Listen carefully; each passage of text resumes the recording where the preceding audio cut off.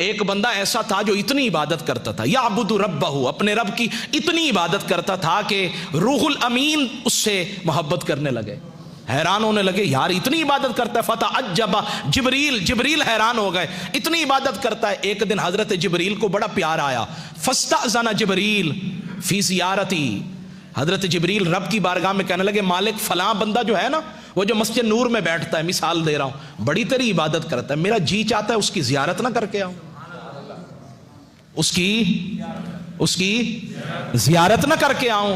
हजरत जिब्रील ने जब ये बात की ना, रब ने फरमाया तुझे इजाजत मिलेगी, अज़ीना लहू, इजाजत देते हैं, बिशर्तिन, लेकिन एक शर्त है। क्या शर्त है? का अन यंजुरा फिल लोहिल महफूज, लोहे महफूज में उसका असल, उसकी जो किस्मत है ना, तकदीर है, जरा वो देख लो। जब हजरत जिब्रील ने लोहे महफूज में देखा ना, तो कहते वहां तो उसको शकी लिख दिया था, बदबख्त लिखा हुआ था। हैरान हो गए, जमीन पे उतरे, उस बंदे की तरफ गए, सलाम दुआ के बाद उसे बताया मैं जिब्रील हूं। वो फिर भी उसकी इबादत में लगा रहा।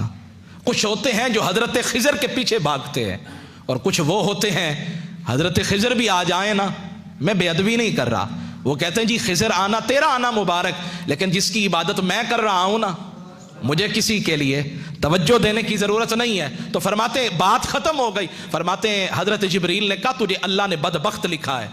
वो पता क्या कहने लगा? अल्हम्दुलिल्लाह, नहीं सुबह ऊंची वाना सुभान, हर हाल में राजी रहना, जैसे तू राजी वैसे मैं राजी। कहने लगा अल्हम्दुलिल्लाह, या अल्लाह तेरा बड़ा करम है, कम से कम लिखा तो है ना, बदबख्त लिखा तो है ना कुछ तो लिखा है। इधर लिखे फिर भी तेरी मर्जी है, इधर भी लिखे तेरी मर्जी है, कम से कम इतना तो दिलासा है कि तूने लिखा है। हजरत जिब्रील कहने लगे शायद के फजन्ना जिब्रील हो अन्नहु लम यस्मा कलामहु, वो कहने लगे शायद इसने मेरी बात को सुना नहीं है।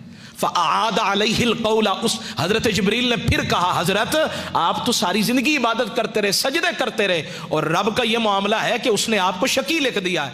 उसने फिर कहा अल्हम्दुलिल्लाह।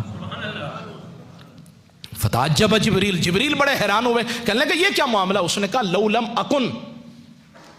अकुन, अगर मैं इस काबिल नहीं तो इसमें मेरे रब का क्या कसूर है?